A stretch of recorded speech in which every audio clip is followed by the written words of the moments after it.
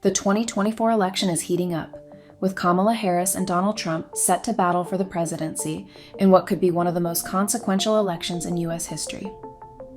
According to the polling average, neither Vice President Kamala Harris nor former President Donald Trump is currently clearly favored in enough states to get to the 270 electoral votes needed to win the presidency.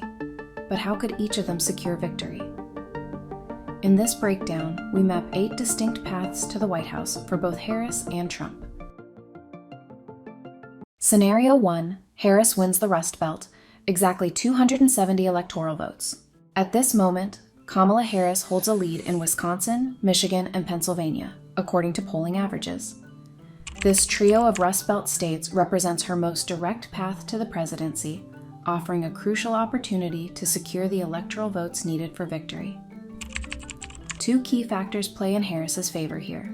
First, Democrats tend to perform better with white voters without a college degree in this region compared to other parts of the country. This trend is largely tied to the region's strong Union history and the lower importance of religion among these voters. For example, in 2020, Democrats lost white voters without a college degree by 32 percentage points in Pennsylvania, whereas the margin was a far steeper 47 points in Texas.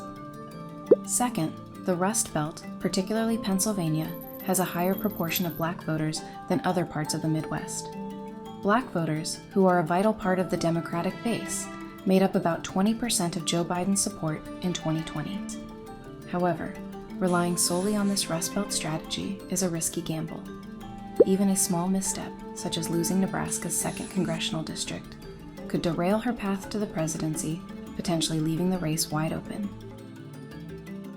Scenario 2. Trump wins exactly 270 electoral votes. Just as Harris has a narrow path to victory with exactly 270 electoral votes, Donald Trump also has a route to hit the magic number by focusing on Pennsylvania, North Carolina, and Georgia. Polling data shows how this path could unfold for Trump. He currently holds a lead in Georgia and North Carolina, 2 crucial battlegrounds. Pennsylvania, however, remains more uncertain, as Harris has a slight edge in the polls. But with the race tight in the Keystone State, Trump isn't far behind. For Trump to pull off this path, he would need to perform well not just in rural areas, where he's historically been strong, but also in the suburbs and urban centers of these states, regions where his support has waned since 2016. Similar to Harris's path to 270, it's a risky strategy with no room for error. This scenario could also come down to a House district. In this case, Maine's 2nd congressional district, which is swingy, although Trump won it in 2016 and 2020. Scenario 3. Harris repeats Biden's 2020 victory. Harris's path to victory in these states follows a similar route to Trump's, but hinges on different areas of strength. In the suburbs, she doesn't need to expand her lead. She just needs to hold on to the advantage Biden achieved. Still, if she can build on his gains there, it would provide a crucial boost, as suburban votes alone won't be enough. She also needs to maintain a strong showing in urban areas. This is particularly important in states like Georgia, where the Atlanta metro region contributes significantly to the Democratic vote. Finally, Harris must keep her rural numbers from dropping too low. A solid performance there could make all the difference in securing these critical states. Scenario 4. Trump wins the Sun Belt and 1 Rust Belt state. Another path to victory for Trump is through the 3 states where he is currently ahead: Georgia, Arizona, and North Carolina. But unlike the states where Harris is in the lead, this isn't enough for Trump to get to 270. Based on his lead in these 3 Sun Belt states, though polling averages suggest he could also win the other one, which is Nevada, where Harris's lead is small. Unfortunately for Trump, this still isn't enough to win either. It gets him to 268 electoral votes. That means in addition to winning the Sun Belt, Trump needs to win one of the 3 states in the Rust Belt to break 270. Any one of the 3 Rust Belt states works in this scenario, but based on the past 2 elections and demographics, Wisconsin may be his strongest Rust Belt state, even if, ironically, that is where Trump is currently polling worst. Trump leads the polling average in Georgia, Arizona, and North Carolina, and the average in Nevada is very close. The only problem is the Rust Belt state, where he is currently polling worse, in this case Wisconsin. Scenario 5. Trump repeats his 2016 victory. This was Trump's clearest path to the White House until Harris became the Democratic nominee. Since then, her improvement in the polls has made this path harder for him. But Trump has this thing where he outperforms the polls. For example, in 2016, Hillary Clinton was ahead of Trump in the polls in Wisconsin by 5 points on Election Day, according to 538.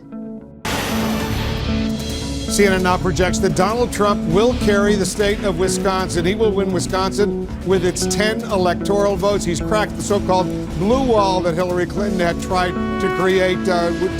Donald Trump wins Wisconsin. The same thing happened to the other states as well. And although Biden won Wisconsin in 2020, he won it by less than a percentage point, even though he led Trump by 8 points in the polls on Election Day. Scenario 6, Harris wins the Sun Belt. Now, we're getting into some of the less likely paths based on current polling. One of Harris's most challenging routes to victory would involve winning Nevada, Arizona, Georgia, and North Carolina, a combination that would bring her to 275 electoral votes. However, this path comes with significant hurdles. Harris is currently polling well only in Nevada, leaving her with a lot of ground to make up in the other Sun Belt states. To succeed here, Harris would need to outperform Biden's 2020 numbers, particularly in the suburbs and urban centers. She would need a strong showing in areas like the Phoenix suburbs in Arizona, the Atlanta metro area in Georgia, and the urban counties around Raleigh and Charlotte in North Carolina. These are regions where Biden made gains, but Harris would need to expand upon them, rallying suburban and urban voters to make up the difference in these crucial states. Scenario 7, Trump wins the Rust Belt and one Sun Belt state that isn't Nevada. In Trump's most challenging path to victory, he would need to win the Rust Belt and one Sun Belt state, reversing Scenario 4, where he relied on the Sun Belt and one Rust Belt state. However, he can't rely on Nevada as the Sun Belt state here, as that would result in a tie. This scenario underscores Trump's complex path to 270 electoral votes. The 3 Rust Belt states or the 4 Sun Belt states alone won't suffice. He always needs to connect these two. Again, he has to improve his advantage with white, non-college educated voters who make up a large share of the electorate in Pennsylvania, Michigan, and Wisconsin, something he has failed in 2020. Scenario 8, an electoral college tie. Finally, we'd be remiss not to mention the possibility of a tie in the electoral college. But given how close the election is, it's a scenario we should be at least somewhat prepared for. There are multiple ways this could happen, but the most relevant scenarios involve Harris wins Pennsylvania, Michigan, and Wisconsin, where she wins 270 electoral votes exactly. But if she loses Nebraska's 2nd congressional district, there's a tie in the electoral college. This meant that in 2020, Biden won Nebraska's 2nd congressional district, which contains Omaha and its suburbs, even as Trump won the state by almost 20 points. But if Republicans are successful in changing how Nebraska assigns its votes, this scenario would actually become even likelier. Again, there are multiple ways this could happen. This is the 8-path roadmap to 270, each shaping the future of the nation,